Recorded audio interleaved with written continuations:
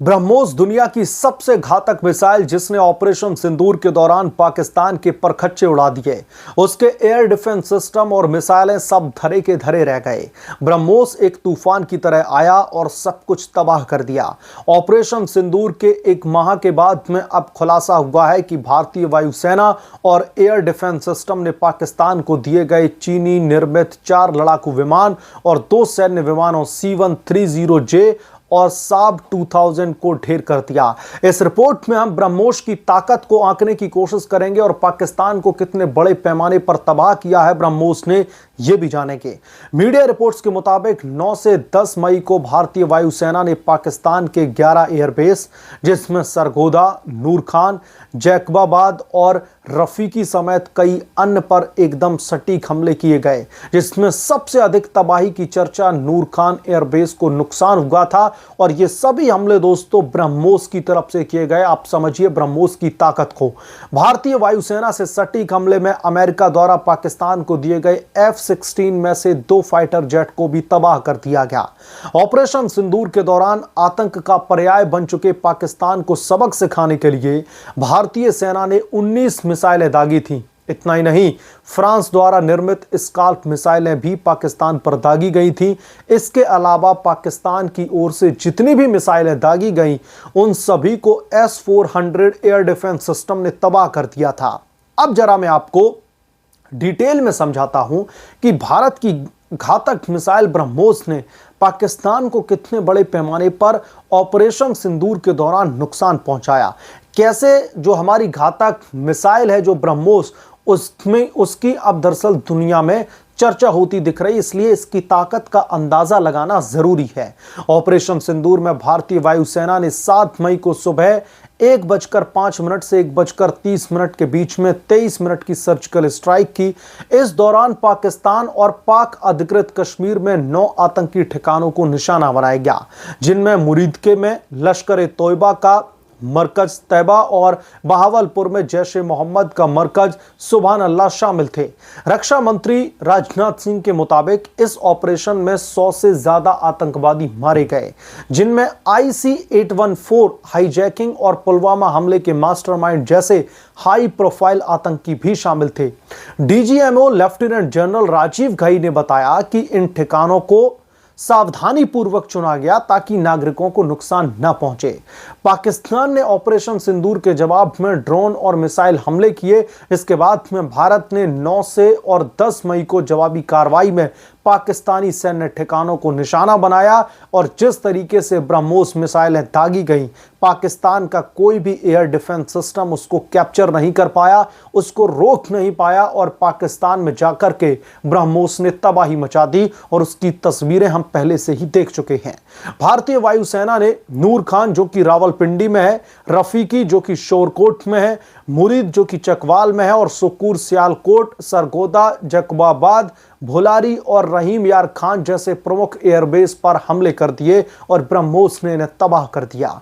Satellite तस्वीरों से पता चलता है कि रहीम यार खान एयरबेस पर 19 फीट का गड्ढा बना था। सरगोदा में रनवे पर 2 बड़े गड्ढे बन गए थे और भोलारी में एक हैंगर में साब 200 एवॉक विमान और कई पश्चिमी मूल के जेट नष्ट हुए थे। भारतीय मीडिया रिपोर्ट्स के मुताबिक पाकिस्तान की वायुसेना के 20% इंफ्रास्ट्रक्चर को नुकसान पहुंचा, जिसमें से 8 F-16 और JF-17 जैसे लड़ाकू विमान शामिल थे। पाकिस्तान ने दावा किया कि भारत के हमलों में 40 नागरिक और 11 सैनिक मारे गए, लेकिन जो असल में कहानी है वो कुछ और ही है। असल में 35 से 40 पाक सैनिक LOC पर और 50 सैनिक जिसमें कि स्क्वाड्रन लीडर उस्मान यूसुफ शामिल थे, भोलारी एयरबेस पर मारे गए। भारत ने लाहौर और गुजरावाला के पास में पाकिस्तान के चीनी निर्मित HQ-9 मिसाइल साइट्स और रडार स्टेशनों को पूरी तरीके से तबाह कर दिया, जिसमें पाकिस्तान की हवाई निगरानी अंधी हो गई। इसके अलावा सैकड़ों पाकिस्तानी ड्रोन्स और मिसाइलों को भी भारतीय आकाश तीर वायु रक्षा प्रणाली ने मार गिराया। ऑपरेशन सिंदूर ने पाकिस्तान की वायुसेना को 5 साल पीछे धकेल दिया है दोस्तों। यानी कि हमारे ब्रह्मोस ने इतनी तबाही मचाई पाकिस्तान में कि अब 5 साल लगेंगे उसको इस तबाही से उबरने में, और ये कसक हमेशा याद रहेगी कि भारत से पंगा कितना महंगा पड़ा था। सोशल मीडिया पर पोस्ट में दावा किया गया कि पाकिस्तान को 3.3 बिलियन US डॉलर का नुकसान हुआ। हालांकि यह आंकड़ा आधिकारिक रूप से इसकी पुष्टि नहीं है। पाकिस्तान के रडार कमांड सेंटर और हवाई रक्षा प्रणालियों के नुकसान ने उसकी रक्षा क्षमता को पूरी तरीके से कमजोर कर दिया है।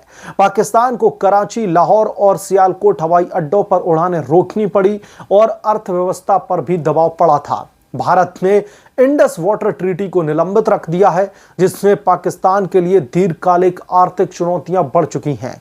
प्रधानमंत्री नरेंद्र मोदी ने कहा कि हम घर में घुसकर के मारेंगे और बचने का मौका तक नहीं देंगे। ऑपरेशन सिंदूर ने भारत की नई आतंकवाद विरोधी नीति को स्थापित किया, जिसमें आतंकवादियों और उनके समर्थकों का एक समान निशाना बनाया जाएगा। वैश्विक स्तर पर भारत के इस कदम को समर्थन मिला और कश्मीर जैसे मुद्दे को आतंकवाद से अलग करके देखा गया। ऑपरेशन सिंदूर ने न केवल पाकिस्तान को सैन्य और रणनीतिक नुकसान पहुंचाया, बल्कि भारत की आतंकवाद के खिलाफ में जीरो टॉलरेंस नीति को भी दुनिया के सामने रख दिया। पाकिस्तान भले ही जो है अंतर्राष्ट्रीय पटल पर यह कहता रहे कि हमारा कुछ भी नुकसान नहीं हुआ, लेकिन ब्रह्मोस की गूंज ने पूरे के पूरे पाकिस्तान को हिला करके रख दिया है।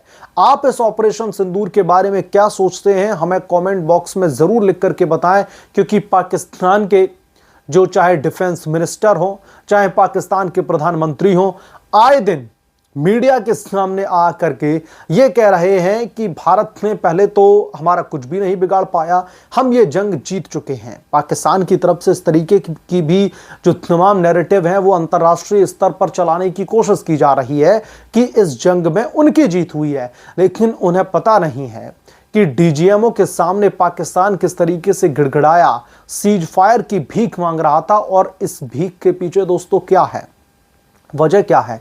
जो हम और आप लोग GST पे करते हैं, जो हम और आप लोग सरकार को टैक्स पे करते हैं। जो लोग ये पूछते थे कि GST का पैसा जा कहां रहा है, इतने बड़े पैमाने पर टैक्स का पैसा कहां जा रहा है, तो मुझे लगता है कि इन लोगों को इन सवालों का जवाब इस दौरान मिल चुका होगा, जब भारत और पाकिस्तान के बीच में युद्ध की स्थिति चल रही थी।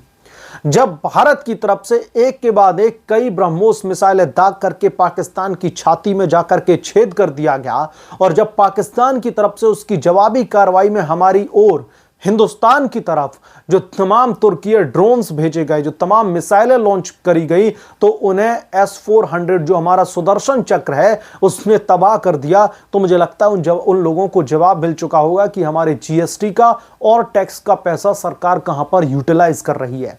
और आज पूरी की पूरी दुनिया हमारी ब्रह्मोस मिसाइल के दमखम को भांप चुकी है। इसलिए अब दुनिया भर में होड़ मची हुई है कि यह मिसाइल हमें भी चाहिए। यानी कि अभी तक भारत सिर्फ इंपोर्ट करता था हमारे जितने भी मिसाइलें हैं, बंदूकें हैं और राइफल्स हैं, लेकिन अब डिफेंस सिस्टम को लेकर के भारत जिस तरीके से आगे बढ़ रहा है, पूरे दुनिया में ब्रह्मोस मिसाइल की मांग की जा रही है कि ये मिसाइल हमें चाहिए, क्योंकि पूरा विश्व ये जानता है, भले ही पाकिस्तान डिनायल मोड में रहे, लेकिन पूरा विश्व ये जानता है कि भारत की तरफ से जो ब्रह्मोस मिसाइलें दागी गई थी, उन्होंने कैसे भारत की ओर से जब वो उड़ी तो पाकिस्तान के किसी भी एयर डिफेंस सिस्टम ने उन्हें कैप्चर नहीं कर पाया, और कैसे पाकिस्तान की छाती में जाकर के उन्होंने कई गड्ढे कर दिए, चाहे उनके एयरबेस हो, चाहे फिर उनके मिलिट्री प्रेमिसेस हो, सबको भारत ने पूरी तरीके से तबाह कर दिया। इसलिए अब ब्रह्मोस की ताकत का दमखम पूरी दुनिया देख रही है, और ब्रह्मोस को खरीदने के लिए लगातार पूरा विश्व आतुर दिखाई दे रहा है कि ये बहुत कमाल की चीज है, ये तो हमें भी चाहिए। क्योंकि दुनिया के कई ऐसे देश हैं जिनके जो एयर डिफेंस सिस्टम है, जिन्होंने चाइना से लगा करके रख दिए हैं, उन्हें तो ब्रह्मोस जैसी मिसाइल है वो कैप्चर तक नहीं कर पा रहे, उनका रडार सिस्टम पूरी तरीके से फेल होता जा रहा है। इस मामले पर आप क्या सोचते हैं? आपकी जो भी राय है हमें कमेंट करके जरूर बताएं। जल्द दूंगा किसी दूसरे बड़े अपडेट के साथ में, तब तक के लिए धन्यवाद। अगर आप लोग चैनल पर नए हैं तो प्लीज चैनल को सब्सक्राइब कर लें, साइड बने बेल आइकन को भी प्रेस कर लें, ताकि जैसे ही मैं कोई नया अपडेट लेकर के आऊं, कोई नई रिपोर्ट रिलीज करूं, तो इसकी नोटिफिकेशन सबसे पहले आपको मिले।